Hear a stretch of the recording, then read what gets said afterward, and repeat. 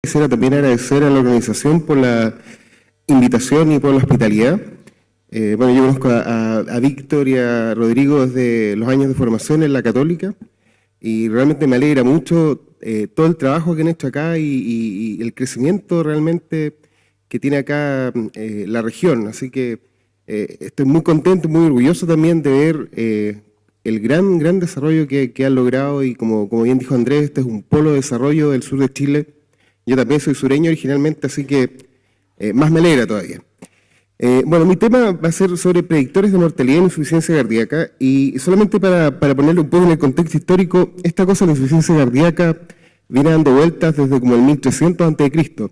Este es el papiro de Evers, un papiro de unos 20 metros en muy buen estado de conservación, que tiene algunas descripciones de lo que podríamos llamar insuficiencia cardíaca, probablemente las primeras que se conocen en la historia. El primer frase del papiro habla de un corazón debilitado, en el cual el corazón ya no habla y los vasos del corazón están mudos. En otras palabras, hablaba que el semiólogo no era capaz de detectar los ruidos cardíacos normales probablemente, debido al grado severo seguramente de falla cardíaca. Y el segundo, un cuadro que todos hemos visto, que es probablemente una descripción del edema pulmonar, en el cual el corazón está inundado, dice el autor, y esa es la causa de la aparición de líquido en la boca. Todas las partes de su cuerpo están debilitadas. Así que el tema de la insuficiencia cardíaca es un problema que viene dando vuelta hace mucho tiempo y es uno de los grandes problemas sin resolver todavía la cardiología. Ahora, Hipócrates, que lo mencionaba en otra presentación, decía que aquel que quiere hacer pronósticos adecuados, antes que nada, tiene que saber, bueno, para saber quién se va a recuperar, quién va a morir y para saber cuánto va a durar la enfermedad, tiene que ser capaz de entender los síntomas del enfermo y ponderar la importancia relativa de cada uno. Y eso probablemente, y este mensaje, que también tiene unos 2500 años más o menos, es lo que nosotros tenemos que seguir y seguimos haciendo hasta este momento. Entonces la pregunta en este momento es, ¿qué herramientas contamos nosotros para estimar el riesgo de mortalidad y el riesgo de eventos adversos en un paciente con insuficiencia cardíaca? Y bueno, para partir de la forma más general, ha existido mucho esfuerzo en general, scores de riesgo, y de hecho, tanto la recomendación de la Guía Europea de la Sociedad Europea de Cardiología como la Sociedad Americana de Cardiología, es que en la evaluación del paciente de insuficiencia cardíaca uno evalúe el riesgo del paciente. Estos son algunos de los de scores de riesgo que están disponibles. Me voy a referir solamente a dos de ellos, y probablemente uno tiene que considerar en qué pacientes va a aplicarlos y cuál es la utilidad puntual. El primero es el score derivado del impulso y del registro Get With The Guidelines de la AJA, que se elaboró a partir de una cohorte de 39.000 pacientes, admitidos a unos 198 hospitales con diagnóstico de insuficiencia cardíaca descompensada. Este es un score que se elaboró para evaluar el riesgo en pacientes que llegan con insuficiencia cardíaca aguda. Y se observó una mortalidad intrahospitalaria bastante alta, de cerca del 3%, y en este score, los factores clínicos tales como la frecuencia cardíaca, la edad, la presión sistólica de ingreso, el sodio, el antecedente de EPOC y una raza distinta a la raza negra fueron predictores de mortalidad. Y este, como digo, está disponible ampliamente. En general pondera cada uno de estos factores de riesgo en la medida que el paciente está más hipotenso, cuando llega tiene mayor riesgo, más taquicárdico, misma cosa tiene mayor riesgo, más anciano, mayor riesgo, mayor falla renal, mayor riesgo. Y eso permite establecer, en otras palabras, cuál es el riesgo de mortalidad del paciente en agudo. Y este score se correlaciona bastante bien con lo que uno observa. Ustedes ven acá en negro la mortalidad predicha por el score y en blanco la mortalidad observada dependiendo del puntaje. Así que en general el score Get With The Guidelines se aplica en insuficiencia cardíaca aguda y sirve un poco para determinar cuán agresivos tenemos que ser con el paciente. Porque probablemente con pacientes con scores muy altos uno va a tener que rápidamente pensar en alternativas avanzadas de tratamiento para evitar que el paciente fallezca durante la hospitalización o para evitar que el paciente reingrese prontamente, y eso es de lo que va a hablar Rodrigo más adelante. El Seattle Heart Failure Model, por el contrario, está destinado más bien a la estratificación de riesgo del paciente ambulatorio, y ese es el paciente que todos nosotros vemos en la consulta o en el policlínico. Este se derivó de una cohorte más chiquitita de unos 1.100 pacientes, y se estimó el riesgo de tener eventos adversos en base a un modelo de riesgo proporcional de Cox. Ahora, la gran gracia del Seattle es que permite evaluar el impacto que tienen nuestras intervenciones.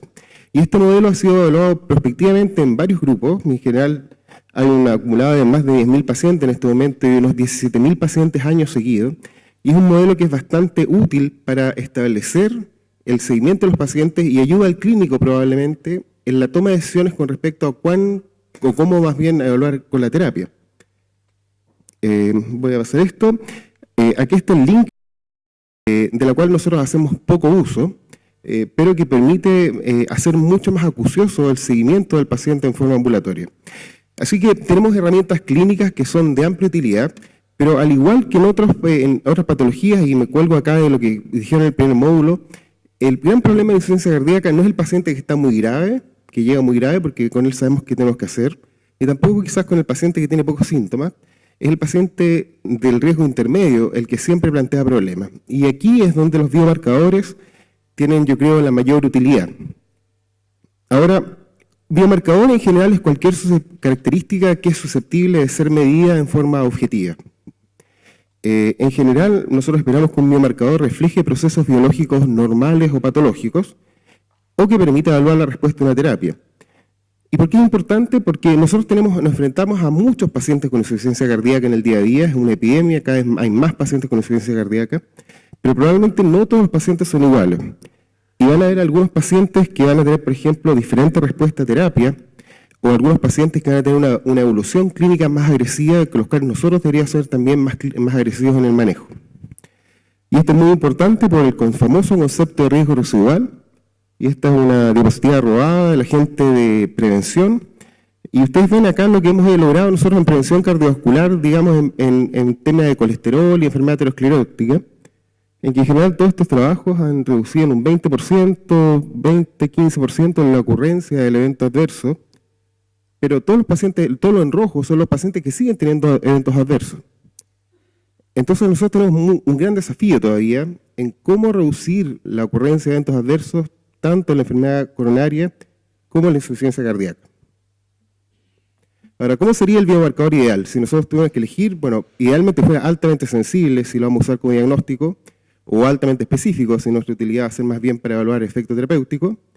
Nos gustaría que reflejara una bioquímica o una fisiología anormal, que el valor pudiera ser modificado en respuesta a terapia, de tal forma que si uno viera un cambio en el biomarcador, uno dijera, bueno, el paciente anda mejor o peor, que permitiera guiar la terapia sería muy bueno. Si tuviéramos una medición que le podamos hacer en la sangre cada 3 meses y decimos está bien o está mal el paciente, parecido a lo que hacen los diabetólogos con la hemoglobina glicosilada, eso nos sería muy útil en insuficiencia cardíaca, y que los cambios en el biomarcador fueran marcadores vicariantes de mejoría. Ahora, biomarcadores propuestos hay muchos,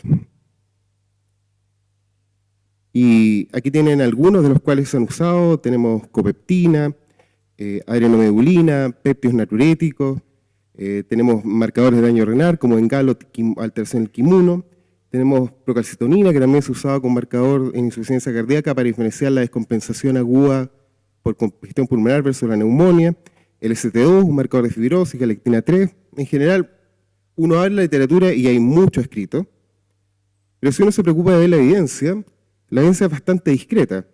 En general, claramente los que tienen mayor evidencia son los péptidos natriuréticos, que tienen utilidad tanto en el diagnóstico como en la estratificación de riesgo y también probablemente para guiar la terapia. Procalcitonina, que es una herramienta que usamos para detectar el origen bacteriano, digamos una descompensación versus una descompensación pulmonar por otra causa. Engal, un marcador de daño renal, y en general estos tres son los que concentran la mayor evidencia. Adrenomedulina, copeptina, ST2 y galectina van a la saga y tienen en general menos utilidad. Así que vamos a detallar un poco lo que hay de péptidos natriuréticos. Y los péptidos natriuréticos, como adelantó la doctora García, son sustancias que se liberan del ventrículo en respuesta al estrés miocárdico. Se secreta como una gran pro-BNP, el que es clivado en un extremo N-terminal, NT-proBNP, que es inactivo al punto biológico y que tiene una vida media algo así como de 2 horas, y el BNP, que es la molécula activa desde el punto de vista biológico. Ahora, claramente, el péptido natriurético se eleva en respuesta a sobrecarga, a estrés del ventrículo izquierdo, Por lo tanto, da enmarca, en cierta forma, informa sobre la fisiopatología.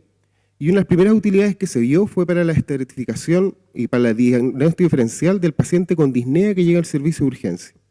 Y en general lo que se vio en los estudios clínicos es que cuando uno tenía dudas con respecto a la etiología de la disnea, un BNP bajo, en general, descartaba la posibilidad que esto fuera debido a insuficiencia cardíaca.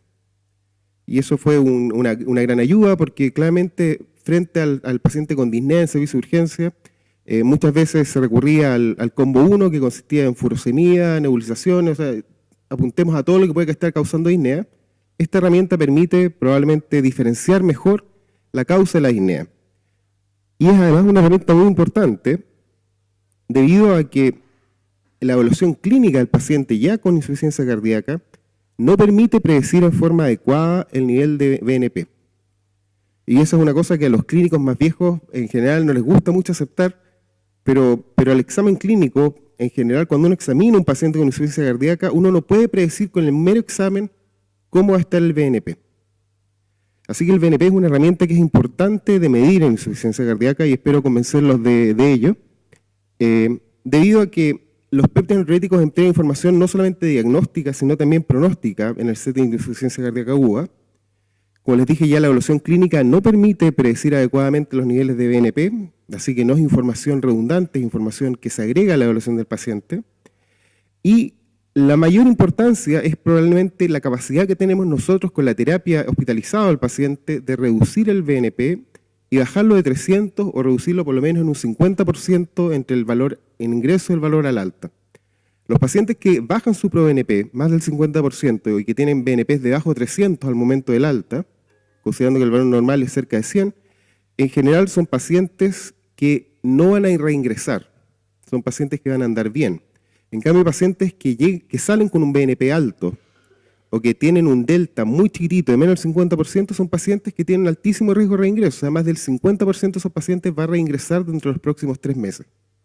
Y sabemos lo que cuesta no solamente el término económico, sino también el costo biológico, digamos, que tiene para un paciente, pongamos, añoso, reingresar al hospital. Así que probablemente si uno tendría que jugársela por un marcador, en este momento son los péptidos natriuréticos los que cuentan con mayor evidencia, y esto muestra el impacto que tiene la reducción del ProBNP en el riesgo de rehospitalización y muerte.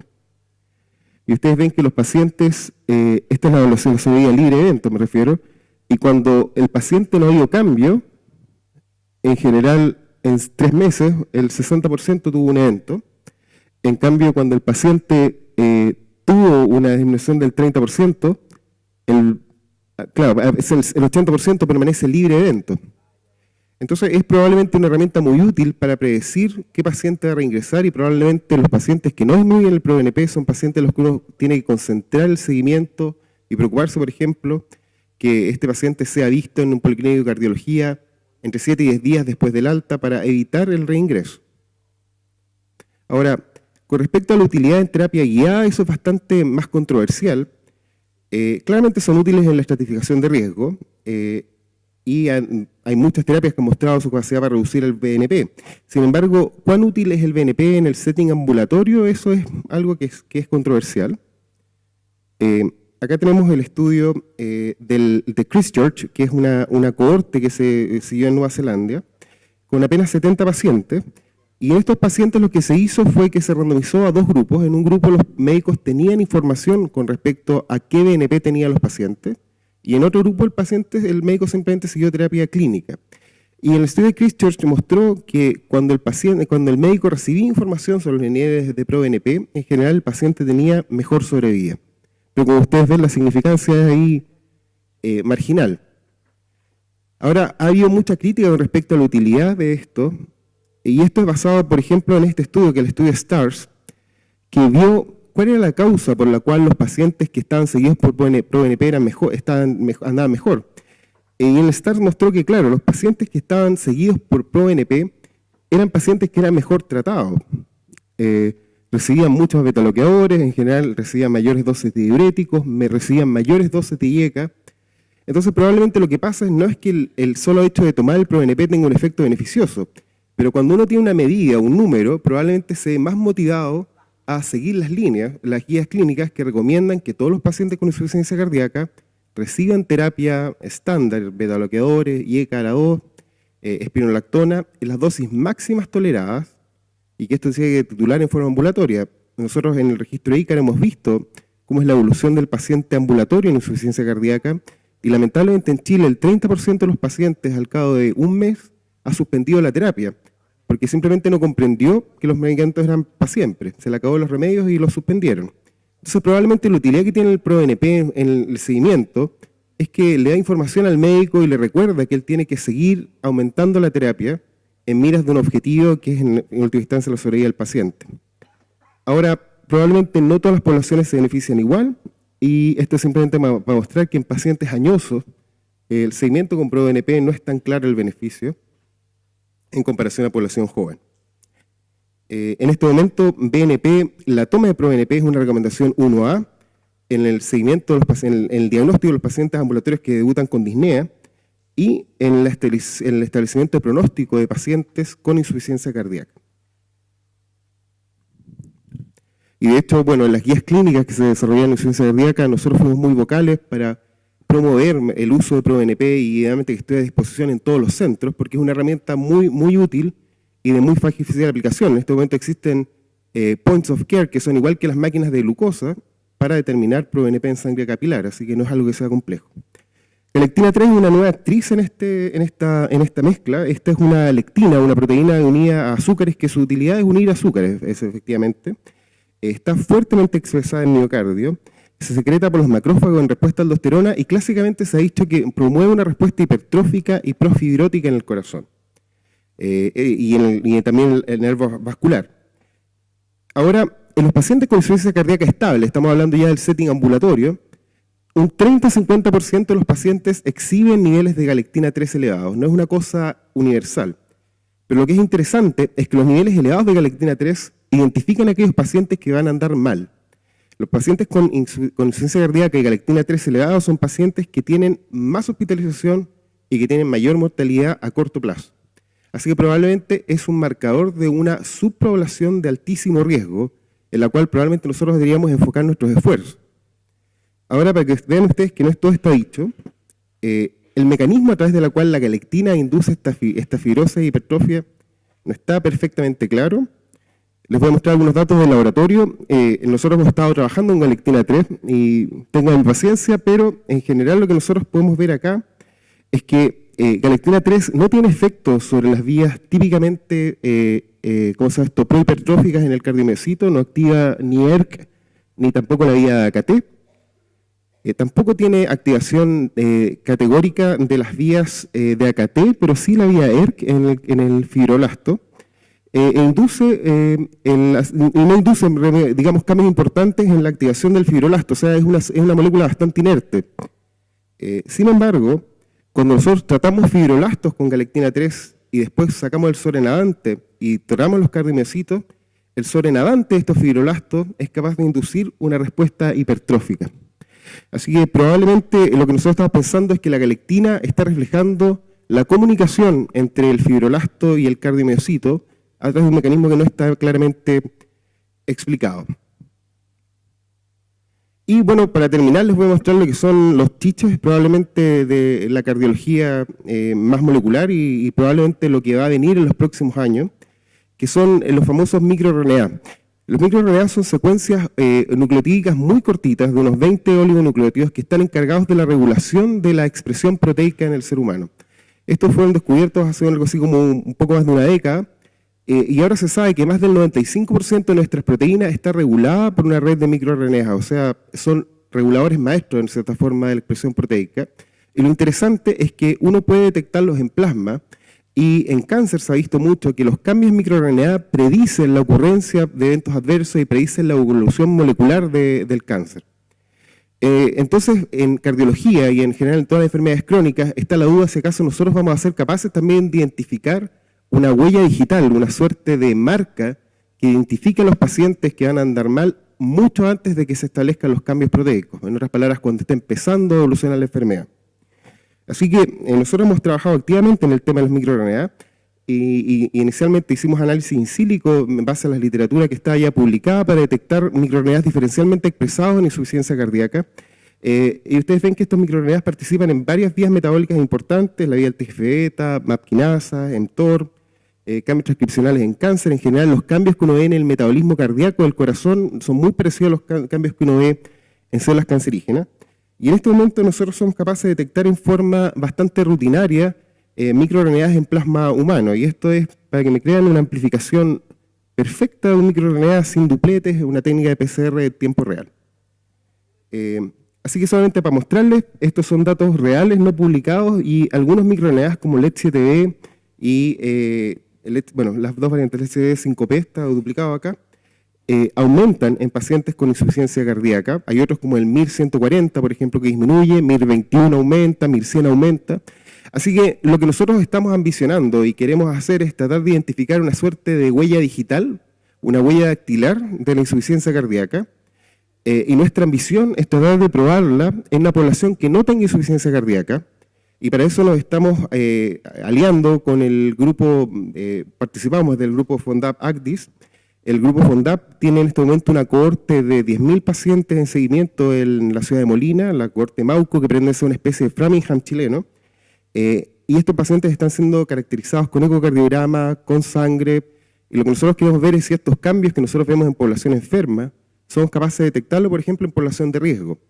Porque probablemente tratar de luchar con la insuficiencia cardíaca cuando la insuficiencia cardíaca ya está establecida es un poco una pelea que ya partimos perdiendo.